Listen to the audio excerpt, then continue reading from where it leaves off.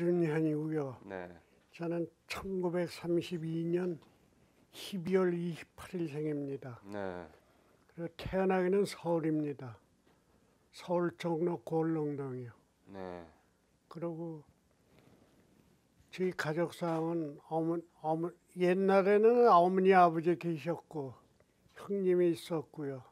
누님이 있었고 누이 동생 둘 있었고 그래서 오남매였었습니다. 근데 지금은 다 돌아가시고 저희 막내 동생하고 저하고 둘밖에 없어요.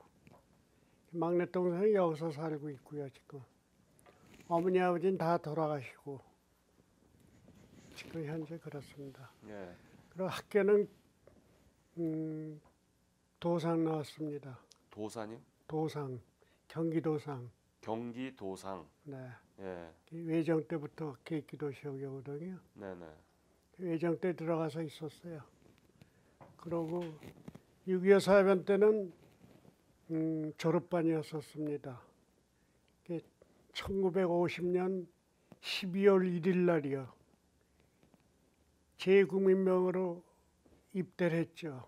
예, 잠깐 그 전에요. 네. 그 해방이 됐을 때 네. 선생님 연세가 어떻게 되셨었죠? 45년이니까 13살. 그렇죠. 네. 중학교 1학년 때예요. 중학교 1학년 때입니까? 예. 그때 상황을 좀 얘기를 해주시겠어요? 사람들이 어떻게 생각했고 무슨 일이 있었고. 그때는 뭐 아무것도 몰랐었죠. 그리고 학교에서 8월 15일 날까지 근로봉사를 했으니까요. 그래가지고 8월 15일 날 해방됐다고 그래서 그냥 광화문까지 걸어 나와가지고 우린 광화문까지 걸어 다녔거든요. 그러니까 만세를 부르고 사람들이 난리더구만요. 그래서 그렇게 지냈어요.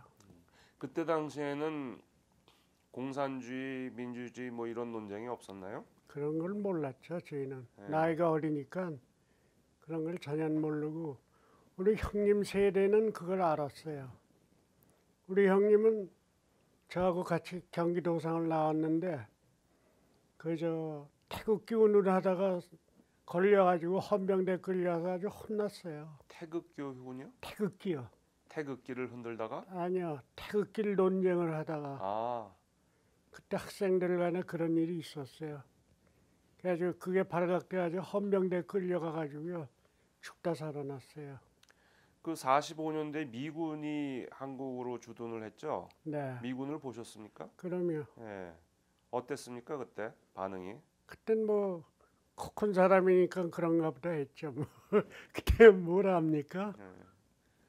서울에서 있다가 미아리곡에 저 뭐예요 탱크 소리가 나고 그래서 그제서야 이제 깜짝 놀란 거죠. 그럼 그때까지는 전혀 안 움직이셨어요? 그 전에는 뭐 뉴스 듣고 뭐 전쟁이 났다는 소리만 들었었죠. 그럼 어떻게 반응하셨어요? 어땠었어요? 그땐 뭐 무의미하게 있었습니다. 큰일 났구나 그런 생각만 하고 있었어요. 그리고 실제로 미아리 쪽에서 탱크 소리를 들으셨어요? 그러면 가서 구경도 하고 그랬는데요. 막. 북한 탱크를요? 예. 예. 그 큰 길에 나가서 탱크 가는 것 구경도 하고 그랬어요 그때. 위험하지 않았습니까? 그런 건 몰랐어요 그때. 어렸으니까 뭐 겁이 되는 걸 몰랐으니까 그때는. 그 북한군이 뭘 어떻게 하지 않았습니까? 해코지 아니 않았습니까? 그러고 들어와서는 이제 다시 또 꼼짝도 안 했죠. 그걸 보고 난 다음부터는 꼼짝도 안 했어요. 그래서 서울에 계속 계셨습니까? 피난을 가셨습니까? 아니요 피난 갔죠. 언제 가셨어요? 기억하세요? 언제 갔다고는 기억은 못 하는데 학교에서 학업생들이 집을 부르러 왔더라고요. 학교를 나오라고. 그랬더니 이놈들이 의형문으로 붙들어가려고. 그래서 걔네들한테 붙들려서 광해국민학교를 갔어요. 그게 의형문 모집하는 데예요. 그래서 광해국민학교 운동장에 모여 있는데 비행기가 왔다고요. 그래서 옳다 잘 됐다 해가지고 담대 넘어서 그냥 도망간 거죠. 그래가지고 간 게 남쪽으로 해서 대구를 내려간 거예요. 혼자요? 아니요, 친구하고요. 그럼 가족은요? 가족은 모르죠. 뭐 가족 생각합니까? 그때는 내가 장남도 아니고 차남이니까. 그래갖고 대구 가서 갈 데가 있어요. 아니 대구까지 어떻게 걸어서 가셨어요? 걸어갔죠. 그거 좀 설명을 해주세요. 그 밥이나 이런 건 어떻게 하고 어디서 그 주무셨어요? 굶다시피 하는 거죠. 길거리에서 자고 뭐 엉망이죠. 뭐 근데 대구서 갈 데가 있어요.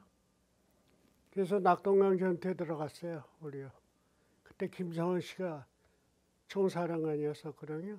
그러니까 낙동 전투에 들어갔다는 게 의용군으로 들어가셨다는 거예요? 아니요. 아니 그러니까 학도병으로 들어간 거예요. 학도병으로. 예. 예. 들어갔는데 뭐 군번이 있습니까? 뭐가 있습니까? 그래서 낙동강에서 있다가 그 메가더 장군이 인천 상륙 작전 하고 난 다음에 얘들이 인민군들이 전부 다 도망간 모양이에요. 그 우리 보고 집이 가라고 그러더라고요. 그 거기서 집이 오니까 비참하죠. 뭐 옷이라는 건 몇 달 동안 빨아입지도 않고 시커멓고. 그래가지고 어떻게 해서 집을 들어왔어요. 그런데요. 학도병으로 그러면 낙동강 전투에서 직접 참전을 하신 거죠? 예. 훈련 받으셨나요? 훈련 안 받았죠. 총은 쏘실 수 있었나요? 그러면 우리는 왜냐하면 그 학교에서 그 군사 훈련을 받았어요. 그때는. 예. 그래서 어떠한 일이 있어도 우린 군사 훈련을 받았기 때문에 할 수가 있었다고요. 그 총도 실질적으로 쏘진 않았지만 쏘는 방법은 다 알았죠. 그 실제로 전투를 처음 참여하셨을 때 그 기분하고 실제로 그때 전투 상황을 좀 얘기를 해주세요. 그때는 그건 모르겠어요. 지금 뭐 생각하고 싶지도 않고. 그때는 무기라는 거는 38식하고 9식밖에 없었으니까 학도병한테 지불한 무기라는 거는요. 낙동강에서 그렇게 고생하고 그러고 집일 돌아왔어요. 집일 돌아왔는데 그 후에 하는 얘기가 후배 아이들한테 하는 얘기가 이렇게 인민군들은 무참하다. 이게 공산군이다. 정신들 차려라. 그러고 말도 많이 했죠. 우리는 이렇게 고생을 했는데 니들은 편안히 있었다. 편안히 있지 않느냐. 그러니까 너 정신 차려라. 그런 식으로 얘기 많이 했어요. 그러니 그때 군번도 없고 아무것도 없어요. 근거라는 게 없어요. 그래가지고 그냥 집일 왔는데 집일 와가지고 집에 오니까 제국민병 소집장이 왔더라고요. 그래서 한국군으로 정식으로 들어간 게 1950년 12월 1일 날이요.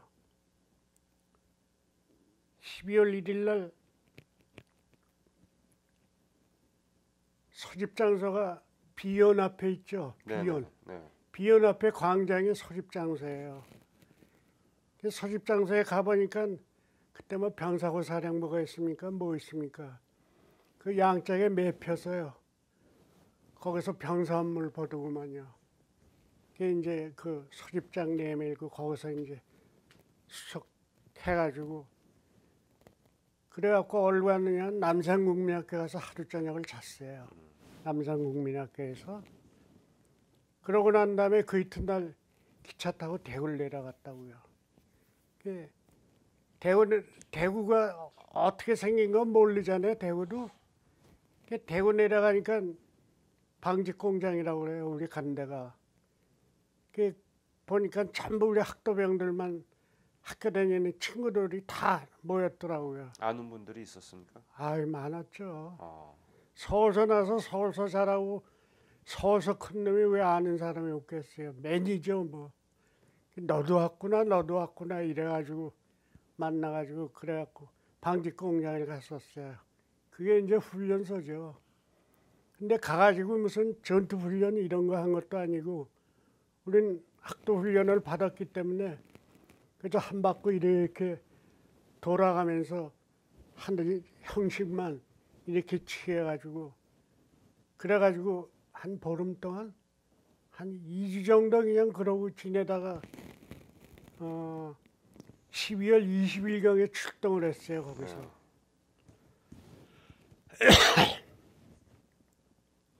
12월 20일경에 군번 받아가지고 정식으로 군번 받아가지고 출동을 했다고요.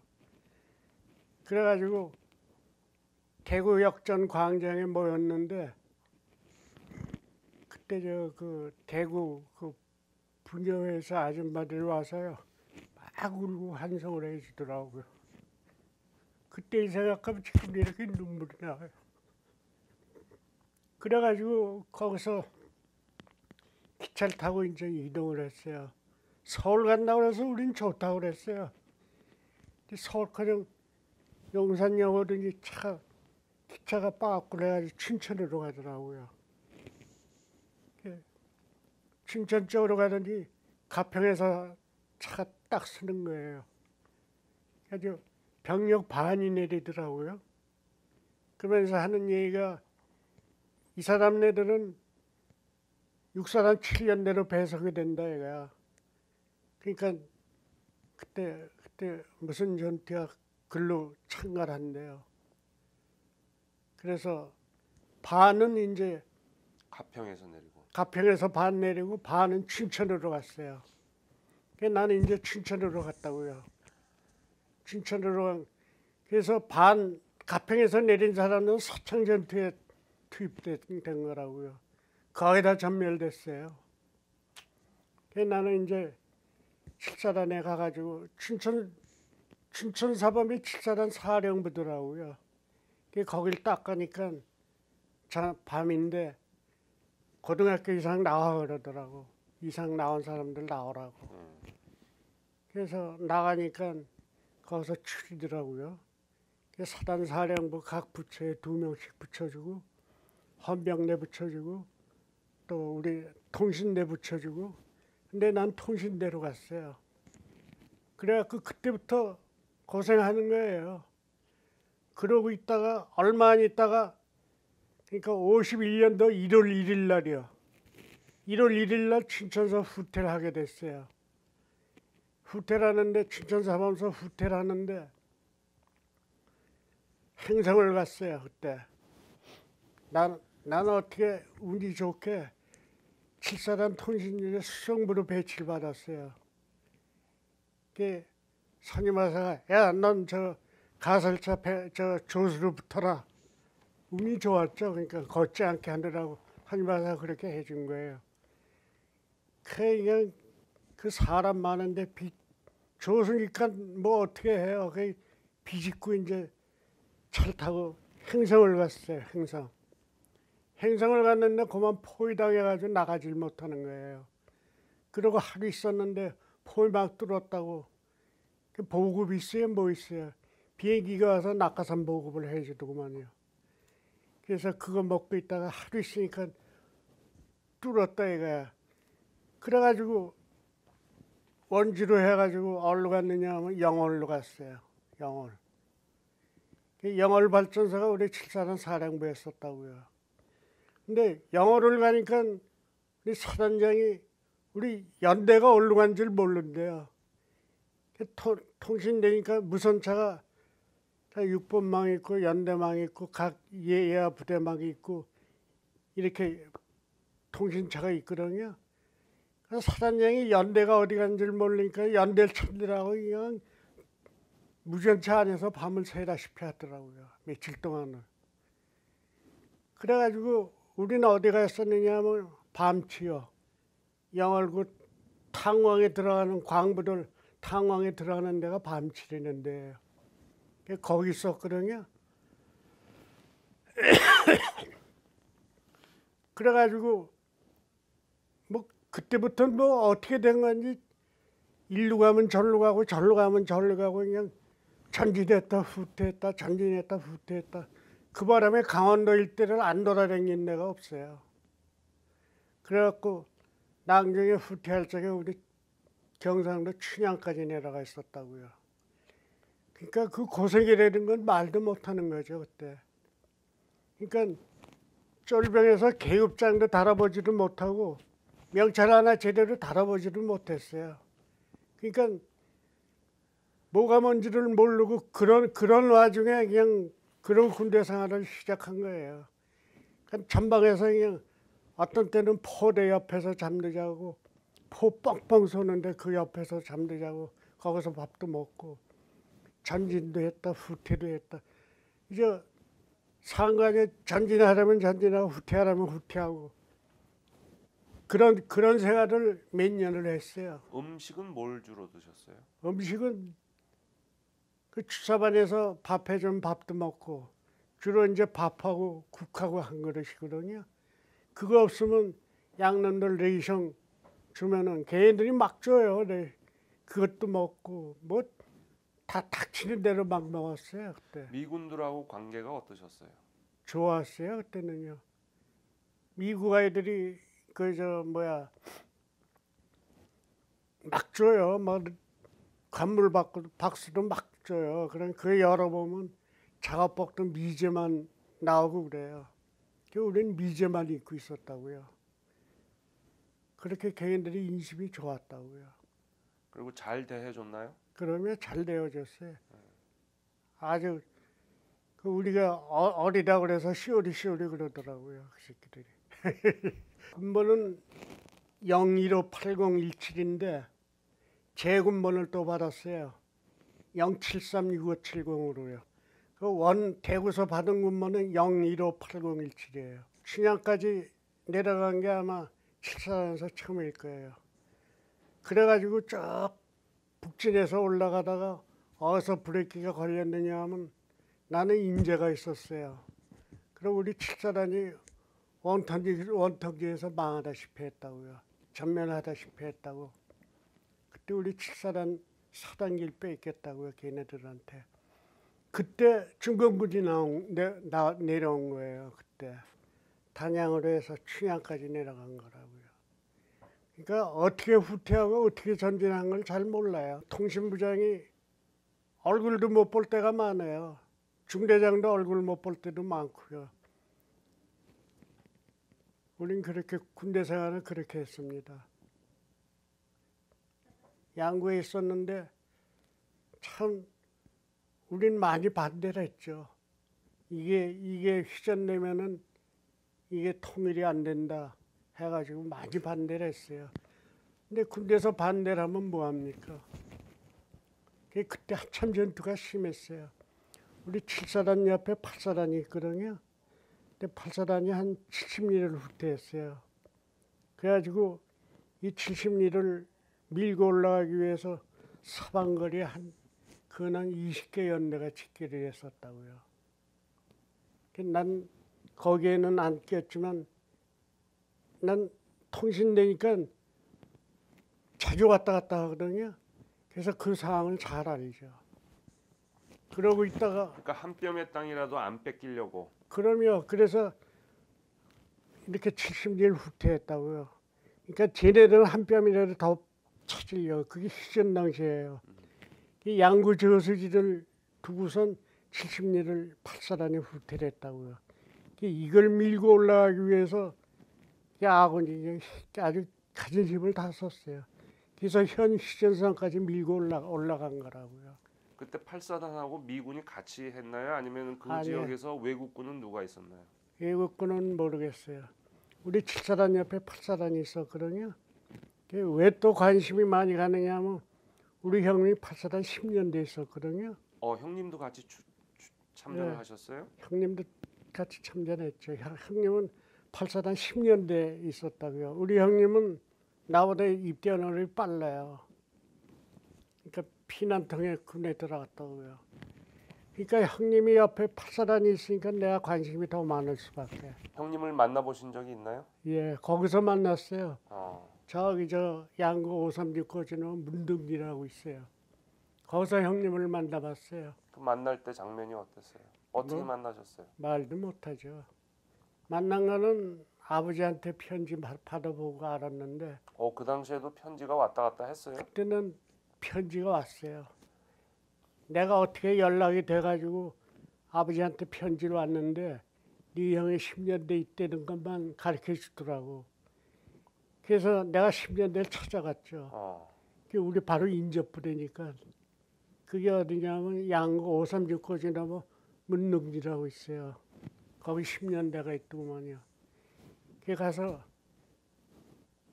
형 만날 때요. 형하고 아무 말도 못했어요. 둘이 부둥켜갖고 그냥 눈물만 흘렸다고. 그렇게 형을 거기서 만나가지고 그부터는 전화 연락도 자주 하고 그렇게 됐어요. 지금 형님 돌아가셨지만 그 비참한 얘기는 뭐 이루 말을 못하겠어요. 비참하게 그렇게 전투를 하고. 형님도 그러면 전쟁 동안에 다 살아남으신 거죠? 살아남고 얼마 전에 돌아가셨어요. 얼마 전에 돌아가셨어요. 예. 예, 휴전이 됐을 때 네. 그 전쟁 중에 위험했었던 적이 있으셨나요? 아이 많죠. 예를 들면 아주 죽을 뻔하셨던 포위망에 들었을 적에는 그건 뭐 죽은 거나 다름없었으니까. 영월에 가셨을 때, 영월이요? 영월에 가셨을 때 포위당했다고 그러셨죠? 어딘지는 모르겠어요. 9살이 전투에서도 그랬고 우리 뭐 강원도 이제 뭐예요 오대산 전투에도 그렇고 뭐 이루 말할 수가 없어요.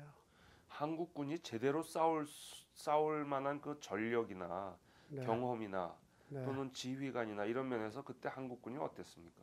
예, 잘 싸웠어요. 아주 용감해요. 잘 싸우고 이 전쟁이 벌어졌다 하면요 지휘관이고 뭐고 없어요. 지휘관도 너 뭐 해라 이렇게 얘기를 안 돼요. 왜냐하면은 전방에서는 하도 굴어먹었으니까 눈구덩이가 다 됐거든요. 그러니까 저쪽에서 이렇게 나오고 이쪽에서는 이렇게 해야 된다는 걸 다 아니까 뭐 중대장이 너 이래라 저래라 얘기 안 해도 다 알아서 다 해요. 너지 나지 할 거 없이 그렇게 단결이 잘 될 수가 없어요.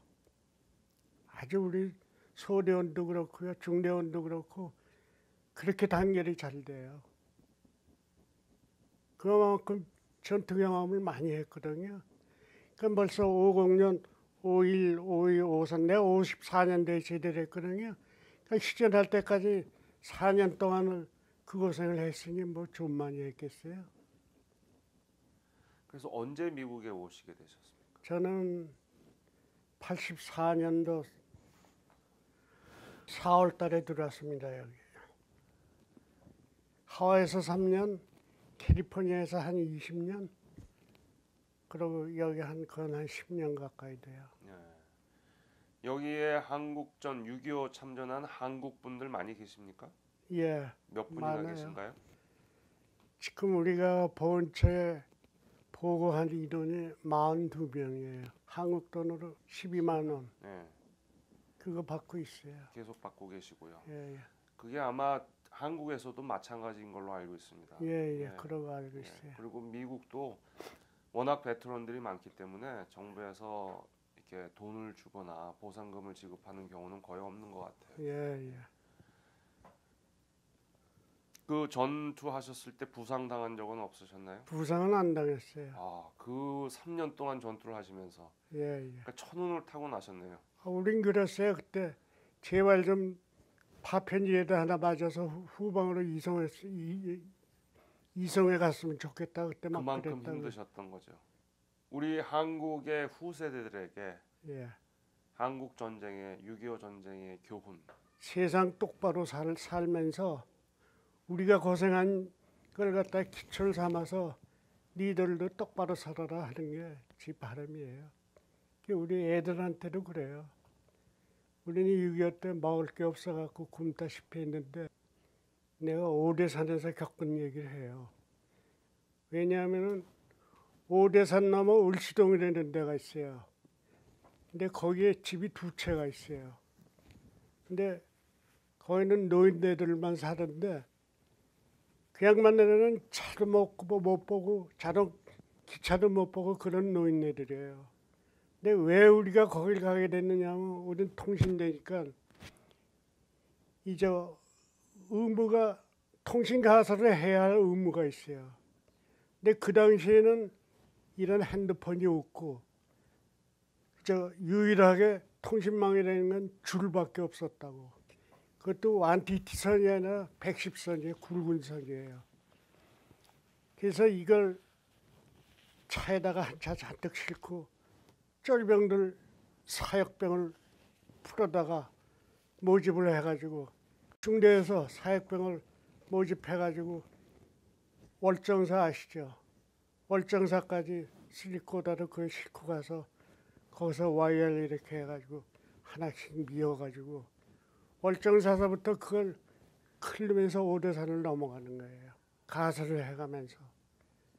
그래가지고 오대산 꼭대기 가면 눈이 이렇게 깊어요. 가가지고 그 을시동이랬는데 가가지고 거기 우리 전방 수색대가 있었거든요. 그럼 가면서 감빵 2봉 들려면 그걸 먹으면서 그 계곡이 물이 좀 맑아요. 그걸 먹으면서 가면은 한참 가다 보면 뭐 시커먼 게 있어 보면은 인민군이 물 먹다가 총 맞아서 죽은 거. 그거 치고 또 그 물 또 마셔가면서 또 올라가요. 또 한참 가면 또 인민군이 또 있어요. 치고 또 올라가서 먹고. 그래도 그런 거 하나 개의치도 않았어요, 우리는. 그래서 그런 얘기 그렇게 고생을 해가면서 우리가 나라를 지켰다 하는 얘기를 내 우리 손자들한테 얘기를 많이 해줘요.